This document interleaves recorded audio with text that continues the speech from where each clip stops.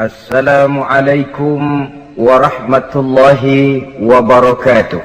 Waalaikumsalam warahmatullahi wabarakatuh. Bismillahi walhamdulillah, wassalatu wassalamu ala sayyidina rasulillah, sayyidina wa maulana Muhammad ibn Abdullah wa ala alihi wa sahbihi wa mawala. Amma ba'du, subhanaka la ilma lana illa ma 'allamtana innaka antal alimul hakim. La hawla wa la quwwata illa billahil aliyyil azim. Saudara-saudara kaum muslimin rahimakumullah. Kalimat sibuk adalah kalimat yang paling sering digunakan orang dalam kehidupan ini. Lebih sering lagi kalimat sibuk dijadikan kambing hitam dalam berbagai persoalan, termasuk dalam kehidupan beragama. Kadang-kadang kita bertanya kepada seseorang, kenapa tadi malam tidak hadir di pengajian? Jawabannya, sibuk. Kenapa Jumatan tidak kelihatan di masjid? Jawabannya, sibuk. Kenapa dalam peringatan hari keagamaan tidak kelihatan aktif? Jawabannya, sibuk. Kalau kita berbicara soal sibuk, siapa sesungguhnya orangnya dalam hidup ini yang tidak sibuk? Makin tinggi status sosial, akan makin tinggi pula tensi kesibukan yang kita hadapi. Masalahnya ialah kita yang bisa mengatur kesibukan atau malah kesibukan yang mengatur kita. Kalau kesibukan yang mengatur kita, insya Allah sampai tua sibuk terus. Tapi kalau kita bisa mengatur kesibukan, artinya dalam hidup ini ada semacam, bahasa kerennya, description of job. Ada semacam pengaturan waktu, ada semacam pembagian tugas di dalam kehidupan. Maka pada pertemuan kali ini kita akan berbicara tentang bagaimana mengatur waktu dalam hidup menurut contoh yang diberikan oleh Rasulullah sallallahu alaihi wasallam. Menurut riwayat dari Siti Aisyah radhiyallahu anha, adalah baginda Rasul membagi waktu dalam hidupnya itu menjadi 3 bagian. Sepertiga untuk Allah, sepertiga untuk tugas, sepertiga lagi untuk keluarga. Jadi ada waktu untuk Allah, ada waktu untuk tugas, ada waktu untuk keluarga. Bukankah dalam kehidupan ini kadang-kadang berlaku kepincangan dari tingkah seseorang? Ada orang yang seluruh waktunya cuma untuk Allah saja, tugas dilupakan, keluarga terlantar. Itu bukan orang yang terbaik. Ada orang yang waktunya habis cuma demi tugas saja, dari pagi sampai pagi lagi, kalau tidak di belakang meja ia rapat saja kerjanya. Allah dilupakan, sujud tidak sempat, keluarga terbengkalai. Itu juga bukan orang yang baik. Ada juga orang yang waktunya cuma untuk keluarga, kerjanya ngumpul saja. Seperti bahasa Inggris bilang, mangan orang mangan pokoknya ngumpul. Bermasyarakat tidak sempat, sujud tidak pernah, dengan kehidupan beragama jauh. Ini pun bukan orang yang terbaik. Orang yang baik ialah orang yang pandai mengatur waktu. Itu tadi cara baginda mengatur waktu dalam kehidupannya. Selanjutnya, bagaimana cara beliau mengisi waktu? Apa pengaruhnya dalam pribadi dan perjuangan beliau, dan apa hubungannya dengan kita? Mari kita lihat lebih jauh. Sepertiga dari waktunya adalah untuk Allah, artinya untuk beribadah kepada Allah. Bagaimana ibadahnya? Saudara-saudara, satu-satunya manusia yang dalam Al-Quran sudah mendapat jaminan ampun dari seluruh dosa yang pernah dikerjakan, cuma Rasulullah orangnya. Quran yang menjanjikan liyaghfira lakallahu ma taqaddama min dzambika wa ma ta'akhkhar. Wahai Muhammad, dosamu yang dahulu, dosamu yang sekarang, dosamu yang akan datang kalau memang ada, seluruhnya sudah mendapat jaminan ampun dari Allah Subhanahu wa ta'ala. Orang yang nyata-nyata sudah mendapat jaminan ampun dari segala dosa ini, ibadahnya luar biasa. Luar biasa bagaimana? Sejarah menceritakan beliau kalau sholat malam sampai bengkak kakinya karena rajin sujud. Aisyah menceritakan, satu malam selesai sholat isya saya akan tidur. Saya lihat suami saya sedang sholat, maka saya pun tidur. Tengah malam saya terbangun dari tidur, saya lihat suami saya masih sholat juga. Saya tidur lagi. Menjelang sepertiga malam yang akhir saya bangun, saya lihat masih sholat juga. Saya hampiri beliau. Saya tanya setelah sholatnya usai, "Bang," kata Aisyah, "ada apa ya?" Kata baginda Rasul. Sebab beliau itu, jangan senyum kalau saya katakan yang di sini. Sebab beliau itu pandai sekali menyenangi hati istrinya. Panggilan kelihatannya sepele, tapi bisa menghidupkan keharmonisan dalam rumah tangga. Beliau apabila memanggil Siti Aisyah dengan kalimat Humaira, "Ya Humaira," wahai yang pipinya kemerah-merahan. Cantik sekali panggilannya untuk istrinya. Kita kadang-kadang terlalu jujur tapi nyakitin. Mentang-mentang bini hitam kena manggil bini hitam, sini lo. Jujur tapi nyakiti itu. Hadirin yang saya muliakan, baginda menjawab, "Ada apa ya? Abang ini kan dosanya sudah mendapat jaminan ampun dari Allah." "Iya, lalu gimana?" "Ya kalau ibadah jangan terlalu gitu-gitu benar, kenapa sih? Orang sudah dapat jaminan ampun itu kan mestinya tenang, aman. Ini malah seolah-olah beliau orang yang paling banyak mempunyai dosa. Tidak puas melaksanakan hanya sholat yang wajib ditambah dengan yang sunnah-sunnah. Tidak usah gitu-gitu bener lah bang, sudah dapat jaminan ampun ini." Terhadap usul istrinya ini, apa jawab beliau? Sederhana, tapi melambangkan sikap jiwa yang luhur. Beliau menjawab, "Aisyah, afala uhibbu an akuna abdan syakura." Yang, apa saya tidak senang kalau saya ini oleh Allah mendapat gelar abdan syakura, hamba yang pandai bersyukur, hamba yang tahu berterima kasih. Makin diampuni, makin banyak sujud saya. Makin diampuni, makin banyak ibadah saya kepada Allah. Inilah prinsipnya. Saudara-saudara, oleh karena ibadahnya demikian rupa, Allah lalu dekat. Oleh karena Allah dekat, perjuangan beliau itu, walaupun Quraisy melakukan segala macam cara dan usaha, mengeluarkan segala daya dan dana, kemampuan dan kekuasaan, tidak pernah berhasil mematahkan, walaupun berhasil menekan perjuangan baginda Rasulullah sallallahu alaihi wasallam. Coba kalau kita buka sejarah, beliau itu kan mulai berjuang sendiri, yang dihadapi masyarakat yang keras, kasar, brutal. 14 abad yang lalu, semenanjung Arabia terkenal sebagai masyarakat yang jahiliyah, di mana maksiat dan munkarat merajalela. Sembahan adalah berhala. Anak perempuan lahir dibunuh hidup-hidup. Itu zaman dulu, zaman sekarang pun tidak jauh bedanya.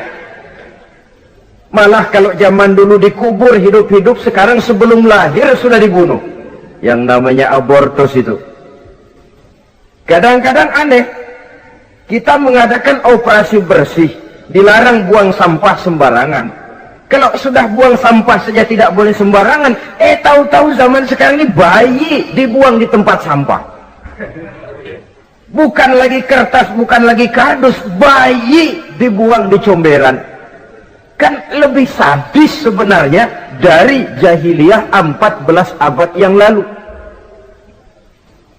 Judi di zaman dulu 14 abad yang lalu merajalela, menyentuh segala lapisan masyarakat. Di zaman sekarang pun judi tidak kurang hebatnya, cuma tentu dengan bahasa yang lain. Apalagi di zaman sekarang orang pandai menghaluskan bahasa, mensamarkan istilah. Judi disebut sumbangan umpamanya, sehingga orang lalu tidak terasa bermain judi, terasanya ikut nyumbang. Itu sekedar istilah yang merangsang orang sebenarnya. Masyarakat yang semacam ini yang dihadapi oleh baginda Rasul. Diangkat jadi Rasul umur 40 tahun lalu mulai berjuang. Mula-mula secara sembunyi dakwahnya itu. Dari pintu ke pintu, dari rumah ke rumah, dari orang ke orang. Hasilnya 3 tahun gerilya berdakwah, dapat pengikut tidak lebih 11 orang. Sudah tidak digaji, tidak dapat beras, hidup pun miskin. 3 tahun dakwah, dapat pengikut 11 orang. Ustadz mana zaman sekarang yang masih mau ngajar? Kalau 3 tahun buka pengajian, yang ngaji cuma 11, bubar. Kiai mana yang masih mau buka pondok? Kalau 3 tahun buka pesantren, santrinya cuma 11. Pemimpin mana yang masih mau kampanye? Kalau 3 tahun kampanye dapat pemilih cuma 11, bangkrut. Tapi tidak dengan Rasul. 3 tahun berlalu, turun perintah fasda bima tu'mar. Tidak usah berdakwah secara sembunyi, Muhammad, sampaikan saja Islam secara terbuka. Mulailah beliau berdakwah secara terbuka, terang-terangan. Mula-mula Quraisy dikumpulkan dekat Ka'bah. Kumpullah Abu Jahal, Abu Lahab, Abu Sufyan dan gembong-gembong Quraisy. Di sana buat pertama kali secara terbuka baginda Rasul pidato. Tuan-tuan Quraisy, apakah tuan-tuan percaya kepada saya? Percaya. Kenapa? Karena Anda Muhammad sejak kecil belum pernah bohong. Baik. Jikalau memang tuan-tuan percaya kepada saya, maka mulai hari ini saya serukan kepada tuan-tuan, ankizu anfusakum minan nar. Jaga, pelihara, lindungi dan selamatkan diri tuan dari neraka. Tinggalkan segala macam berhala, jauhi Latta, Uzza, Manat dan Hubal. Sembah Allah Tuhan yang Esa, yang lam yalid wa lam yulad, yang tidak beranak dan tidak diperanakan. Ini dakwah pertama yang beliau sampaikan. Selesai beliau pidato, Abu Lahab interupsi, angkat tangan. Muhammad, ada apa paman? Alihaza jama'tana, cuma untuk dengar ocehan kayak begini kami dikumpulkan di sini. Tabban laka ya Muhammad. Kalau bahasa kasarnya, mau mampus kamu Muhammad. Nabi tidak jawab, Allah yang jawab. Tabbat yada abi lahabi wa tab, ma aghna anhu maluhu wa ma kasab. Bukan Muhammad yang celaka, Abu Lahab lah yang kelak akan menemui kecelakaan. Dakwah terus berlangsung. Ketika dakwah secara terbuka sudah dimulai, hambatan dan tantangan mulai datang. Sejak dari teror mental sampai kepada teror fisik. Dan puncaknya terjadi pada saat beliau berumur 53 tahun. Di mana Quraisy mengadakan rapat di satu rumah yang disebut Darul Arqam. Kumpulah di situ dedengkot Quraisy. Siapa lagi kalau bukan Abu Jahal, Abu Lahab? Mereka rapat pleno lengkap. Setelah rapat dibuka, kata Abu Lahab kepada Abu Jahal, Jahal, bagaimana ini Muhammad? Iya, bagaimana? Apalagi yang belum kita lakukan, kata Abu Jahal. Kita fitnah sudah, kita caci maki tiap hari, kita lontari kotoran unta, sahabat-sahabatnya kita bantai, tapi mereka tetap tegar. Iya, kata Abu Jahal. Dan sekarang ini sahabatnya sebagian berangsur-angsur sudah hijrah ke Madinah. Ini pertanda Islam akan berkembang di kota Madinah. Kalau nanti dia berhasil di Madinah lalu menyerbu ke Mekah, alamat habis kita gulung tikar. Makanya kata Abu Jahal, makanya apa? Makanya dari dulu juga saya bilang, kempesin aja itu. Jadi kalau bahasa okemnya kan begitu tuh. Bunuh saja Muhammad, bunuh. Iya, soal bunuh sih gampang kata Abu Lahab. Tapi Muhammad kan tidak keluar dari batu. Dia punya keluarga, sanak famili dan handai tolan. Kalau keluarganya menuntut balas bagaimana ini? Gampang. Kita kan banyak punya suku. Tiap-tiap suku kan punya juara, tukang-tukang pukul. Sewa saja, tiap suku ambil tukang pukulnya, kita kepung rumah Muhammad, bunuh sama-sama. Kalau keluarganya akan menuntut balas, dia akan berhadapan dengan seluruh suku yang ada di semenanjung Arabia ini. Bagaimana, setuju? Setuju. Nah, udah. Kapan kita bunuh Muhammad? Kapan lagi? Tidak usah buang waktu. Besok malam. Ya, besok malam kita bunuh Muhammad. Tapi awas. Semua yang ikut rapat di sini, ingat baik-baik, ini rahasia negara. Besok malam kita akan membunuh Muhammad. Siapa yang berani membocorkan rahasia negara ini, supersip. Dianggap menghambat program Quraisy. Itu nanti dijatuhi hukuman berat ya. Jaga rahasia baik-baik. Oh, besok malam kita akan membunuh Muhammad. Sanggup? Sanggup. Rapat selesai. Hadirin boleh bubar ke rumah masing-masing. Pulang. Namanya manusia, bocor juga rahasia ini. Begitu pulang, cerita sama istrinya, Bu, anu loh Bu, apa Pak? Saya tadi ikut rapat. Rapat apa tuh Pak? Besok malam akan ada pembunuhan. Pembunuhan? Pembunuhan. Siapa tuh yang mau dibunuh? Muhammad. Tapi jangan bilang-bilang ya, ini rahasia negara. Ini rahasia negara Bu, jangan bilang-bilang. Iya Pak, iya. Nah, besok pagi istrinya ngobrol sama tetangganya. Mbak Ayu, tahu nggak? Apa tuh? Nanti malam akan ada pembunuhan. Siapa yang mau dibunuh? Muhammad. Loh, sampean tahunya dari mana? Suami saya ikut rapat, tapi jangan bilang-bilang ya Bu ya. Ini rahasia negara. Jangan bilang-bilang. Nanti yang satu sampaikan lagi. Jangan bilang-bilang. Terus jangan bilang-bilang. Akhirnya berita tersebar.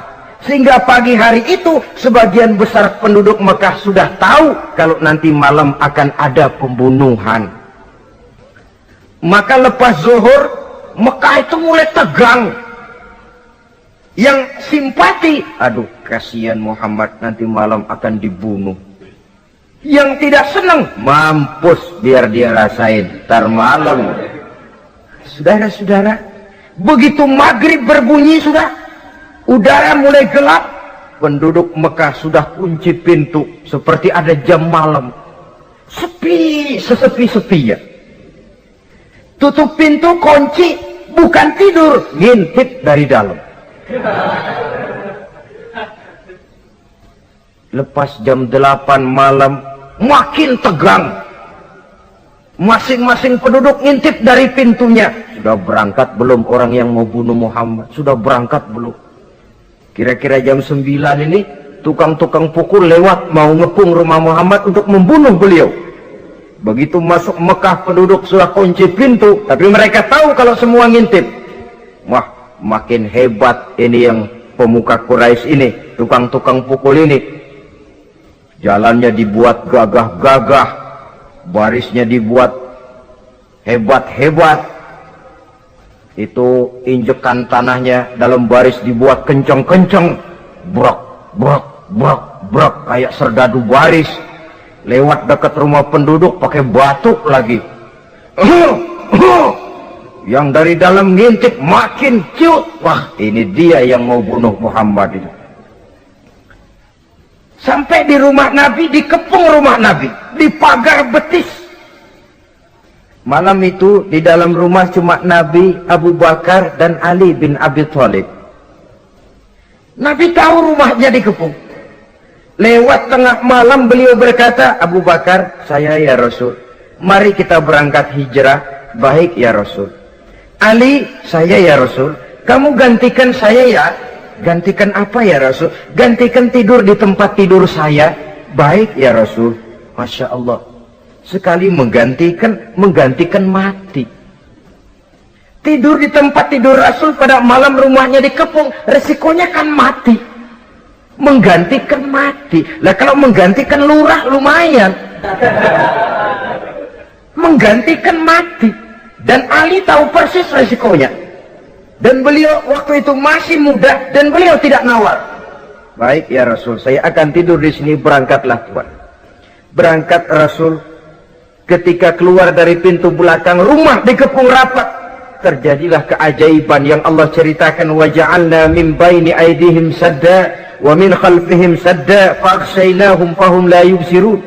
Di muka, di belakang, di kiri kanan dibuatkan dinding oleh Allah, dibutakan mereka. Mereka tidak lihat kalau Muhammad keluar dari rumahnya. Siaga penuh, apel, mata melotot, Nabi lewat nggak kelihatan. Sampai Nabi kemudian menuju Gua Thur, 3 malam 2 hari di sana. Dari sana perjalanan dilanjutkan ke Madinah Al-Munawwarah. Allahu Akbar. Mengarungi gurun pasir yang gersang dan tandus, yang terbentang antara Mekah dan Madinah. Meninggalkan kampung halaman tempat di mana dilahirkan dan dibesarkan. Keluarga yang berbeda akidah terpaksa berpisah. Kok kuat? Kok bisa? Kok sanggup? Di mana rahasia kekuatannya? Beliau punya sandaran vertikal. Ibadahnya kepada Allah. Dengan bahasa kita sekarang, beliau punya backing. Backingnya tidak kepalang tanggung, yang serba maha. Maka saya mengajak kepada seluruh kaum muslimin, di zaman sekarang kan orang lagi main backing-backingan, ya. Nah, siapa yang punya backing punya jalu. Saya cuma mengajak, kalau mau cari backing jangan kepalang tanggung, carilah backing yang serba maha, maha gagah, maha tahu, maha adil, maha bijaksana, maha segala-galanya, dan dialah Allah Subhanahu wa ta'ala. Saudara punya backing kolonel, tanggung. Nanti dia pensiun habis. Yang kolonel saja tanggung, apalagi yang kopral. Kalau mau cari backing, carilah backing yang serba maha, Allah Azza wa Jalla. Caranya tentu dekat kepadanya.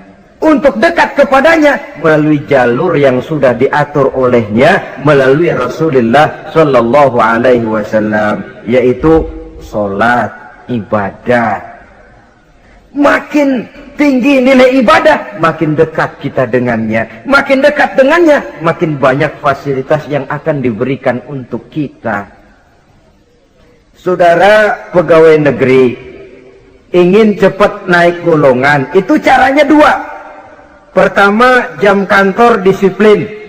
Jam 7 masuk. Jam 3 pulang. Kalau belum jam pulang, jangan pulang. Yang kedua, tambahan, di luar jam kantor, sering-sering datang ke rumah kepala bagian.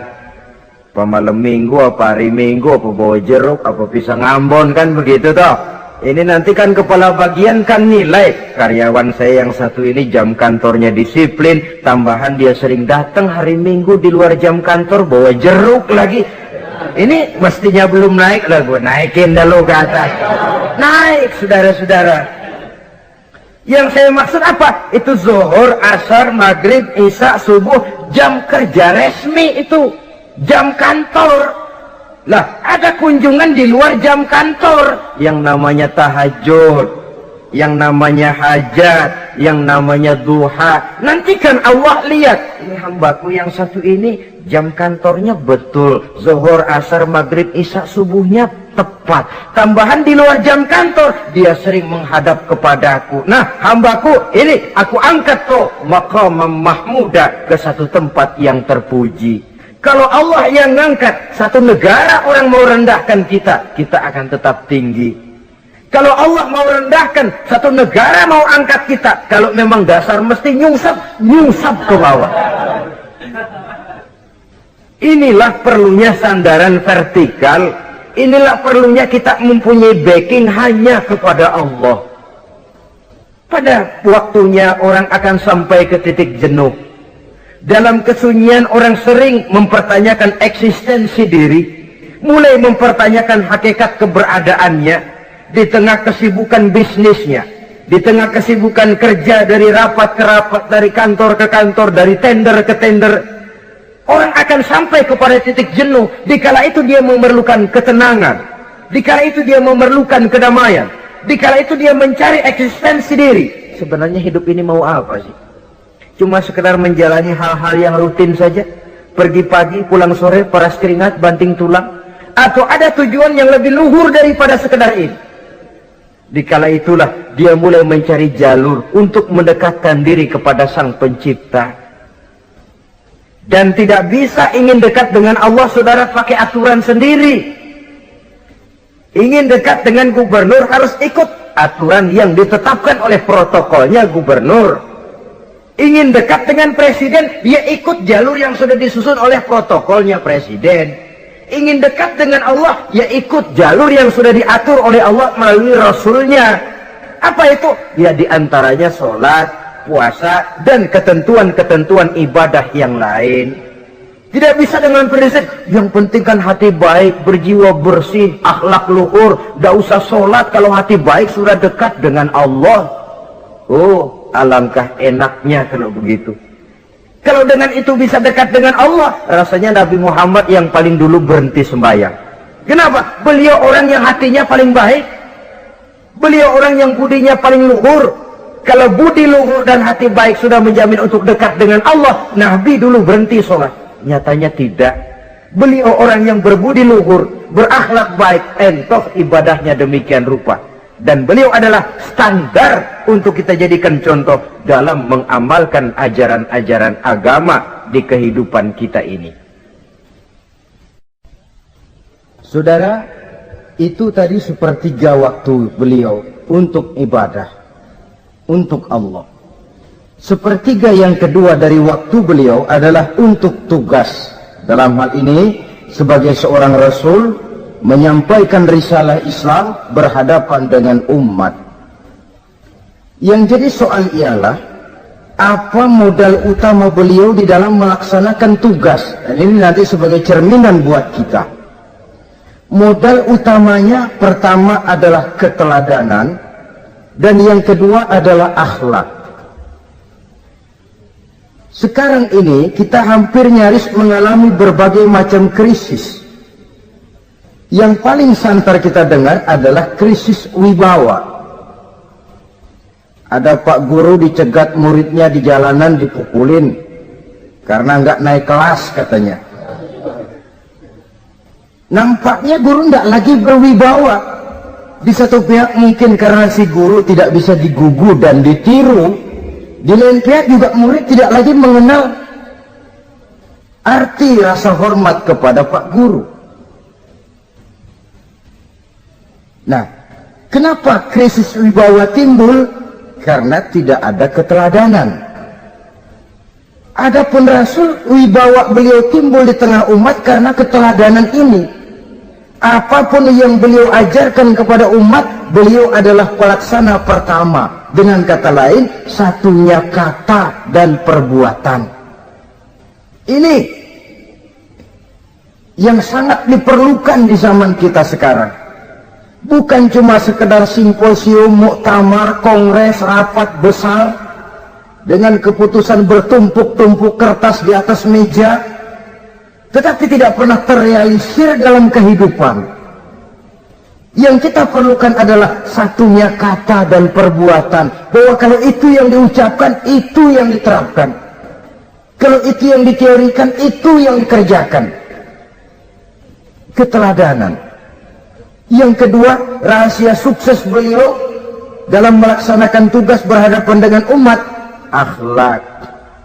Beliau tidak menyampaikan Islam ini dengan kekerasan, tidak juga dengan bujuk rayu harta, tidak pula dengan menakut-nakuti orang.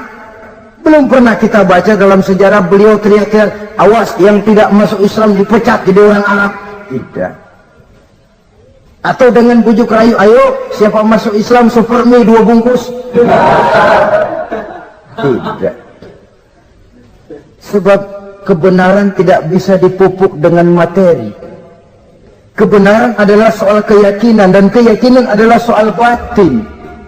Orang yang beragama karena tertarik kepada supermi, orang yang beragama karena tertarik kepada pakaian, kepada obat-obatan, nilai imannya dipupuk dengan materi. Dan usaha seperti itu sama saja dengan menegakkan benang basah. Dia percaya kepada sesuatu yang dia tidak mengerti. Dia yakin kepada sesuatu yang dia tidak tahu apa bentuk yang dia yakini itu. Alangkah malang dan kasihannya orang yang beragama seperti ini. Tidak demikian dengan Rasul. Islam ini adalah satu keyakinan. Keyakinan terhadap kebenaran hanya bisa ditegakkan dalam nurani manusia yang paling mendasar. Karena itu dia tidak bisa dipaksakan. Dan itu pula sebabnya Quran punya prinsip la ikraha fid din. Tidak ada paksaan dalam beragama. Mau Islam silakan, tidak mau Islam silakan. Allah tidak memaksa. Tapi ayat ini jangan disalah pakai. Tidak pernah sholat, ditanya orang, kamu kan Islam kok tidak sholat? La ikraha fid din dong. Salah pakai. Yang tidak ada paksaan dalam beragama itu untuk orang di luar Islam. Kepada tuan-tuan di luar Islam, la ikraha fid din, tidak ada paksaan masuk Islam. Tapi kalau sudah masuk ke dalam Islam, maka berlaku peraturan Islam. Contohnya begini saja, tidak ada paksaan masuk ke rumah saya. Itu toh. Mau masuk silahkan, tidak mau masuk tidak ada urusan. Tapi sekali saudara masuk ke rumah saya, saudara harus ikut tata tertib yang ada di dalam rumah saya. Kira-kira beragama itu begitu. Tidak ada paksaan masuk Islam. Tapi sekali saudara masuk Islam, maka berlaku peraturan Islam untuk kehidupan saudara. Jadi la ikraha fid din ini buat orang di luar garis. Allah tidak maksa-maksa orang mau masuk Islam, mau tidak, silahkan saja. Tapi ketika orang mendapat hidayah, masuk ke dalam Islam, peraturan Islam berlaku dalam kehidupannya. Saudara hadirin, kaum muslimin rahimakumullah. Akhlak. Mari kita lihat lebih jauh bagaimana sih akhlak beliau yang mulia itu. Allahu Akbar. Kalau orang berakhlak kepada teman, itu sih biasa. Tapi berakhlak kepada musuh, ini yang luar biasa. Ini yang agaknya Allah saja memuji beliau. Wa innaka la'ala khuluqin azim. Engkau Muhammad benar-benar berada di atas budi pekerti yang luhur dan terpuji. Kalau saya baik kepada orang yang memang baik kepada saya, logis toh, wajar, memang harusnya. Tapi berbuat baik kepada orang yang jahat terhadap saya, ini yang tidak setiap orang bisa. Nah, sebab itu saya tidak ingin menceritakan akhlak beliau kepada sahabat, namanya juga kepada sahabat. Saya akan kutip beberapa riwayat yang menceritakan bagaimana akhlak beliau kepada orang yang nyata-nyata memusuhinya. Berbagai riwayat menceritakan bagaimana beliau ketika di Taif dilontari orang dengan batu, yang melontari beliau malah mendapat doa, Allahumma hdi qaumi fa innahum la ya'lamun. Ya Allah, berikan hidayah, berikan petunjuk kepada yang mereka yang melontari saya dengan batu, karena mereka tidak tahu. Kalau saja mereka tahu, mereka tidak akan melontari saya dengan batu. Ya Allah, berikan hidayah kepada mereka. Padahal ketika itu malaikat Jibril menawarkan jasa. Muhammad, kalau kamu mau orang yang melontari kau dengan batu itu hancur, saat ini juga saya angkat jabat Uhud, saya timpakan mereka biar mati semua. Mau Muhammad? Jangan Jibril, mereka tidak tahu. Kalau saja mereka tahu, mereka tidak akan melontari saya dengan batu. Lebih baik doakan mereka supaya mendapat hidayah dari Allah. Dalam kondisi kepepet, dilontari dengan batu, malaikat Jibril datang menawarkan jasa. Beliau lebih memilih mendoakan orang yang berbuat jahat itu. Ya Allah, bukan main. Umumnya kita kan kalau lagi kepepet ada yang nolongin, girang bener. Andai kata kita yang jadi nabi disambitin orang, datang malaikat Jibril nawarin, bagaimana sikat? Habisin aja dah.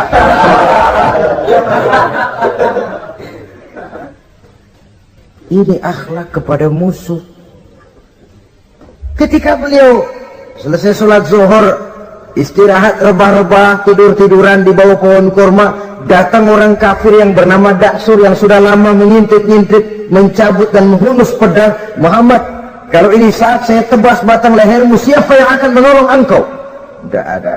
Yang akan menolong saya Daksur? Iya, Allah yang akan menolong saya. Mendengar Allah, Daksur gemetar, keringat dingin bercucuran, pedang jatuh ke bawah, diambil oleh Rasul pedangnya, dibalikan ke leher Daksur. Kalau sekarang saya yang tebas batang lehermu Daksur, siapa yang akan menolong kamu? Tidak ada ya Rasul, kecuali kalau kau mau memaafkan saya. Baik, ambillah kembali pedangmu, kau saya maafkan dan jangan ulangi lagi perbuatan semacam ini. Lain saat beliau sedang tawaf, diikuti oleh seorang Quraisy kafir. Sambil tawaf, ini kafir Quraisy sudah bawa pisau. Dia pikir nanti di satu sudut yang agak gelap saya tikam Muhammad dari belakang, saya bunuh dia. Jadi kafir ini pura-pura ikut tawaf. Jahatnya orang kafir itu kan begitu, tawaf ya ikut pura-pura tawaf, ada kesempatan sikat dari belakang. Putaran pertama belum ada kesempatan, putaran kedua makin tegang. Pokoknya begitu tempat agak gelap, cabut pisau, hantam saja sudah Muhammad biar mati sekali di sini. Dan Nabi tahu, ini asisten pribadi malaikat Jibril ngasih tahu tuh. Jadi malaikat Jibril memberitahu, awas Muhammad, itu di belakangmu orang cuma pura-pura tawaf, dia bawa pisau mau bunuh kamu, hati-hati Muhammad. Roger ganti gitu.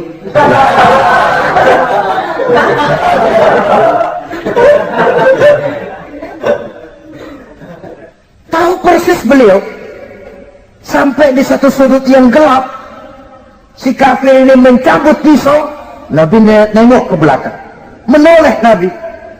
Begitu menoleh, Quraisy ini kan ketangkep basah, bahasa Arabnya yumsak mablul katanya, ketangkep basah, grogi, salah tingkah, garuk nggak gatel, kasihan ngeliatnya sudah.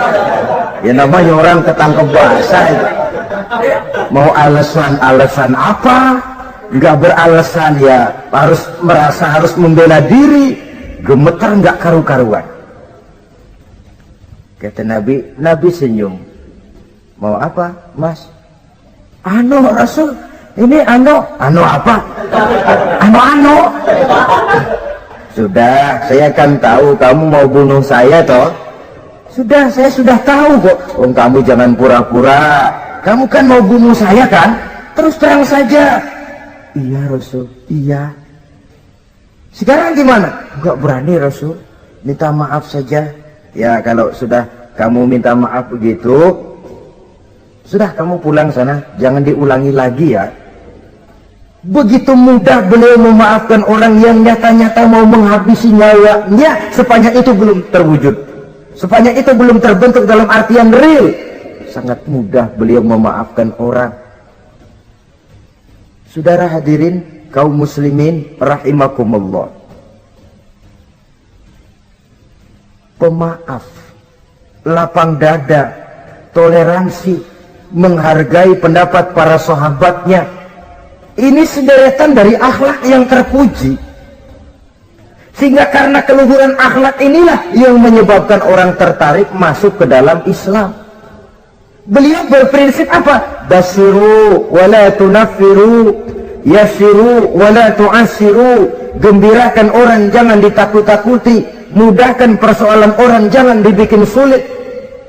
Ini kan satu prinsip yang sangat baik dalam melaksanakan dakwah, dalam menyampaikan misi. Apapun tugas kita di masyarakat, sebagai pegawai pemerintahan, pejabat negara, pedagang, pengusaha, seniman, ustadz, mubaligh, kiai, ulama, dalam berbagai profesi, modal utama untuk sukses adalah akhlak. Sebab hati kita yang tahu cuma Allah. Orang lihat penampilan kita, orang lihat muka kita. Sebab itu Nabi katakan, innakum la tas'una an-nasa bi amwalikum walakin yas'uhum minhum bastul wajhi wa husnul khuluqi. Kamu tidak akan bisa menarik simpati orang banyak dengan hartamu, tapi bisa kau tarik simpati orang banyak dengan akhlak yang baik dan muka yang senyum, muka yang enak dilihat. Orang kadang sering bilang, dia mah biar mukanya begitu hatinya baik. Iya, soal hati kita nggak tahu. Yang kita lihat pertama muka. Bagaimana gue mau ikut dia, mukanya kayak batu kuburan. Kesan serem pertama itu kan sudah ada. Walaupun kadang-kadang hati memang baik, tapi hati itu kan urusan Allah. Yang kita lihat pertama muka. Ini barangkali nanti termasuk teori dalam psychology of salesman ya, bahwa sesuatu yang baik kalau dihidangkan dengan cara yang tidak baik, orang tidak akan tertarik. Lihat saja, orang sekarang ini kan entah makin lajunya dunia bisnis kita, masuk ke rumah-rumah kita cuma menawarkan air jahe, menawarkan sasa, menawarkan kecap bango, menawarkan barang-barang yang kelihatannya remeh. Ini kan termasuk psychology of salesman. Yang datang ya biasanya perempuan, wajahnya ya lumayan, paling kurang sedikit di atas 6 lah begitu.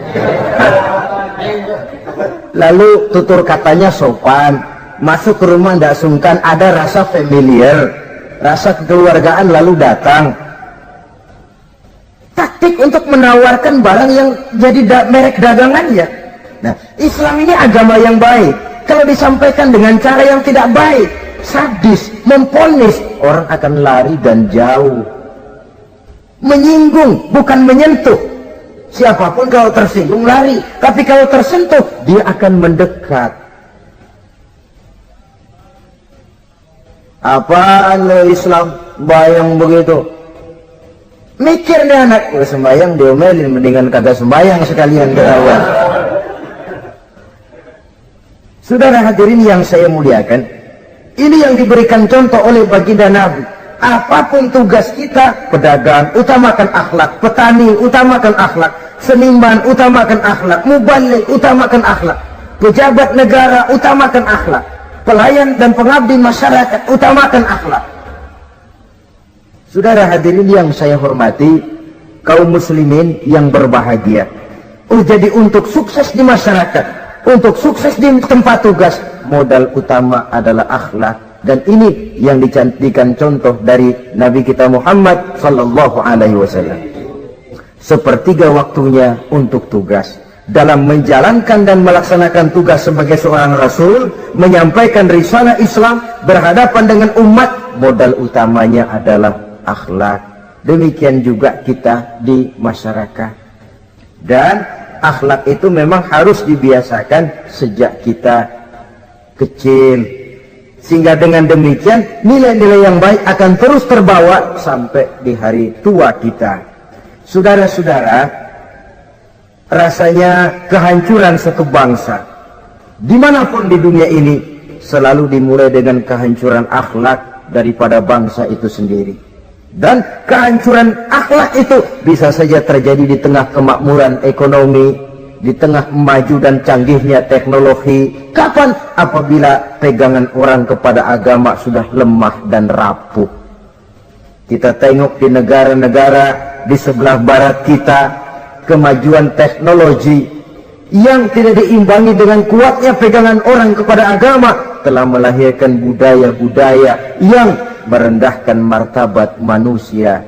Lahirlah kebudayaan hippies, lahirlah kebudayaan nudis, hidup serba bosan dengan ini dan itu karena segalanya sudah dimiliki. Rumah mentereng, jumlah kendaraan sejumlah keluarga, kapal pesiar di laut mewah, pesawat udara punya. Setelah ini punya, ini ada, semua ada, titik jenuh sampai. Mau apa semua ini? Akhirnya ingin hidup apa adanya, tidur di goa-goa, tidur di kaki-kaki gunung, tidur di hutan belantara, pakaian kumel. Tuh hipis-hipis yang datang kemari, yang pakaiannya kumuh, tambelan, lepis belel. Padahal di kantongnya cek, travel cek, dolar. Lain hipis kita, emang benar-benar gembel.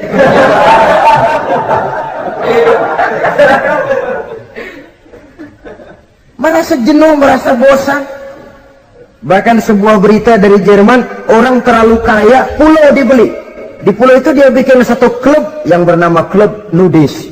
Setiap anggotanya boleh masuk ke pulau itu dengan catatan tidak boleh pakai pakaian selembar pun, alias bugil, telanjang bulat. Sudah telanjang bulat itu.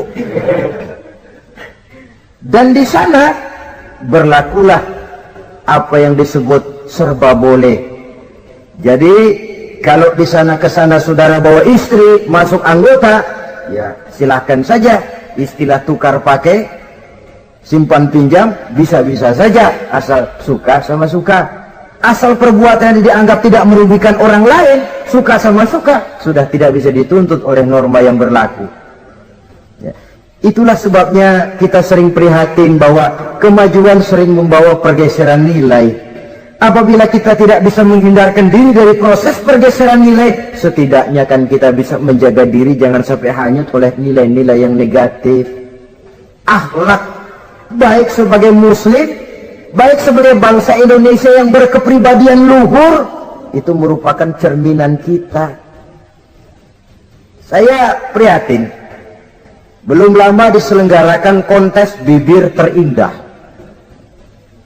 Kontes bibir terindah itu kira-kira apa manfaatnya? Apa yang jadi ukuran? Dan bukankah bibir karunia Tuhan? Ya kalau yang bibirnya mungil bisa ikut kontes lah, kalau yang jebleh gitu.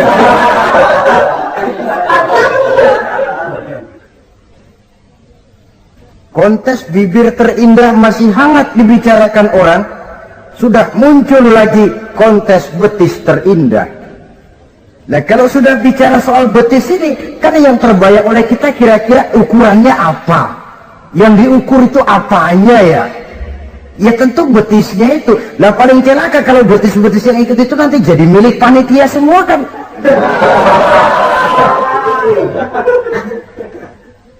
Yang tidak usah kita mengukur dengan kacamata agama, dengan budaya kita sebagai bangsa Indonesia yang berfalsafahkan Pancasila, rasanya mendengarnya saja kok sudah tidak sad gitu loh. Tidak pas untuk ukuran kita sebagai bangsa yang berfalsafahkan Pancasila. Saudara-saudara kaum muslimin rahimakumullah, ini yang saya maksud tadi, proses pergeseran nilai. Andai kata kita tidak bisa menghindarkan diri dari hal yang semacam itu, setidaknya kita bisa menjaga diri jangan sampai hanyut ditelan proses pergeseran nilai. Dan memelihara nilai-nilai akhlak ini dari hari ke hari memang tidak semakin ringan, bahkan akan semakin berat, karena tantangan yang kita hadapi juga akan semakin berat. Inilah sepertiga yang kedua dari waktu beliau untuk melaksanakan tugas. Jadi modal utama dalam melaksanakan tugas akhlak. Di antara nilai akhlak itu prinsip Nabi tadi, gembirakan orang, jangan ditakut-takuti, mudahkan urusan orang, jangan dibikin sulit. Sehingga kalau yang memang mudah lalu dipersulit, itu sudah mencerminkan akhlak yang tidak diajarkan oleh Rasulullah Sallallahu Alaihi Wasallam. Kemudian yang terakhir, sepertiga yang ketiga dari waktu beliau adalah untuk keluarga. Jadi tadi ada waktu untuk Allah, ibadah, ada waktu untuk tugas, dan yang ketiga ada waktu untuk keluarga. Bagaimana Rasul di tengah keluarganya? Anas bin Malik bercerita, saya 11 tahun membantu di rumah tangga Rasul. 11 tahun itu kan artinya 11 kali 360 hari kali 24 jam. Bukan waktu yang sebentar itu. Selama 11 tahun saya membantu di rumah tangga Rasul, kata Anas, belum pernah saya dengar kata-kata kasar, keras, membentak. 11 tahun saya membantu di rumah tangga beliau, belum pernah saya lihat ada piring terbang, ada bakyak melayang. Artinya apa? Cerminan dari ketentraman, keayeman, kedamaian rumah tangga beliau. Padahal rumah tangganya kecil, istrinya lebih dari satu, tapi aman, tentram, rukun. Kita kadang-kadang istri satu seminggu 7 hari, perang 6 hari. Cuma 1 hari gencatan senjata. Sudah hadirin, saudara kaum muslimin rahimakumullah. Kalau beliau tidak menyenangi satu masakan, misalnya masakan istrinya, tidak mencak-mencak, cuma kelihatan dari makannya barangkali tidak begitu banyak, tapi tidak pernah mencela apapun yang dimasak istrinya. Senangnya dimakan, tidak senangnya dimakan karena menghargai lelah jerih payahnya istri. Ini kelihatannya sepele, tapi dari sini keharmonisan rumah tangga itu bisa saja timbul. Bukankah seseorang hanya bisa sukses di tempat tugas? Jadi apapun dia, kalau berangkat dari ketentraman dan ketenangan di rumah tangga. Dan tidak ada orang bisa meraih sukses kalau dia berangkat dari rumah tangga yang berantakan. Itulah sebabnya ini sangat diperhatikan oleh baginda Rasul. Dari rumah yang kecil, dari tempat tidur yang sederhana, yang sebelah itu kain kasar, sebelah dipakai untuk tidur, sebelah dipakai untuk selimut. Jadi kasur merangkap selimut. Allahu Akbar. Tapi dari rumah tangga yang semacam itu keluar ucapan baiti jannati, rumah tanggaku laksana surga bagiku. Di mana sih rahasianya? Karena rumah tangga beliau didirikan di atas ajaran agama. Agama membuat suami istri tahu hak dan tahu kewajiban.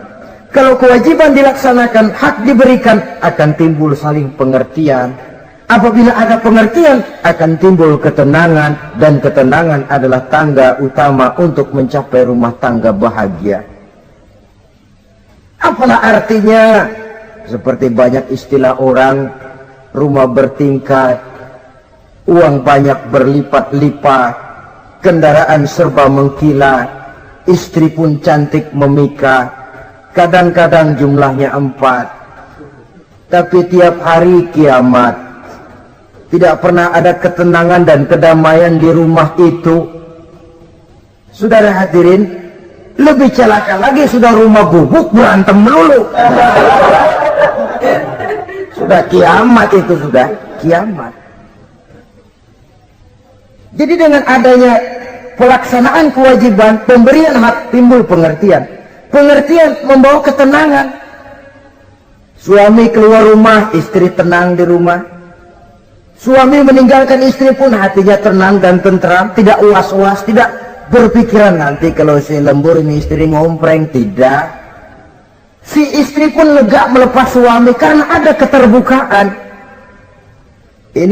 Ini kan menurut angket terakhir loh ya, yang diadakan oleh beberapa majalah di ibu kota ini, di ibu kota katanya, dari sejumlah